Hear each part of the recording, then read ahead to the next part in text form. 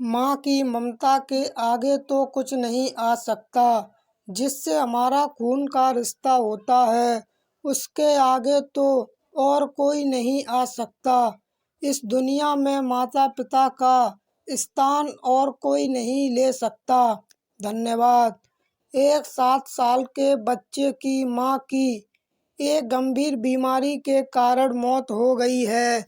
कुछ समय के बाद उस बच्चे के पिता अपने बच्चे को माँ का प्यार मिले ये सोचकर एक दूसरी शादी कर लेते हैं।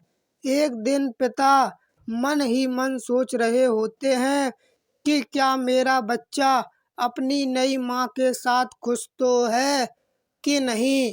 क्या मेरे बेटे को अपनी पुरानी माँ की याद तो नहीं आती है। मेरे बच्चे को नई माँ और पुरानी माँ में क्या फ़र्क लगता है।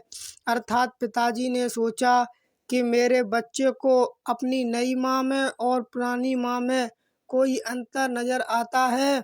मेरे बच्चे को नई माँ और पुरानी में कोई अंतर है या नहीं है। वो अपने बच्चे को अपने पास बुलाते हैं। पिता अपने बेटे से पूछते हैं कि तुझे तेरी नई माँ और पुरानी माँ में क्या फ़र्क लगता है।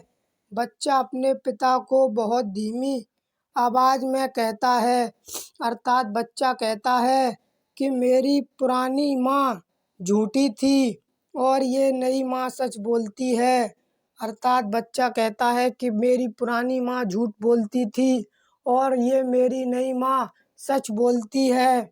बच्चे का जवाब सुनकर उसके पिता हक्के बक्के रह गए। अर्थात उसके पिताजी हैरान रह गए कि उसकी पुरानी माँ झूठ बोलती थी और नई माँ सच बोलती है। ऐसा सुनकर पिताजी बहुत ही ज़्यादा अचंभे में पड़ गए। पिता ने बच्चे से पूछा कि जिस माँ ने तुझे जन्म दिया और पाला पोसकर के इतना बड़ा किया, वह माँ तुझे झूठी और ये कल की आई हुई औरत तुझे सच्ची कैसे लगती है।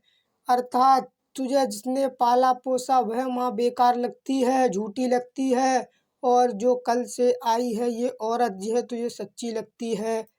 बच्चा बोला, मेरी पुरानी माँ मुझे हमेशा कहती थी कि अगर तू मस्ती करेगा तो मैं तुझे खाना नहीं दूंगी।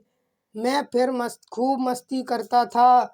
इसके बावजूद भी वो मुझे पूरे गांव से ढूंढ कर लाती थी और मुझे पेट भर के खिलाती थी। और मेरी नई माँ भी यही कहती है कि अगर तू मस्ती करेगा तो मैं तुझे खाना नहीं दूंगी। और आज मैं सच में पूरे दिन से भूखा हूँ। अर्थात मेरी नई माँ ने मुझे सच में खाना नहीं दिया, इसलिए मेरी पुरानी माँ झूठ बोलती थी और ये नई माँ सच बोलती है। क्योंकि इस माँ ने मुझे अभी तक खाना नहीं दिया, मैं सुबह से भूखा हूँ। अपने छोटे बच्चे की बात सुनकर पिता के आंखों से आंसू आ गए। इसके बाद से पिता खुद ही अपने बेटे की देखभाल करने लगे। माँ जैसी बहुत मिल जाएंगी, लेकिन जो असली माँ है उसके जैसी कोई और हो ही नहीं सकती।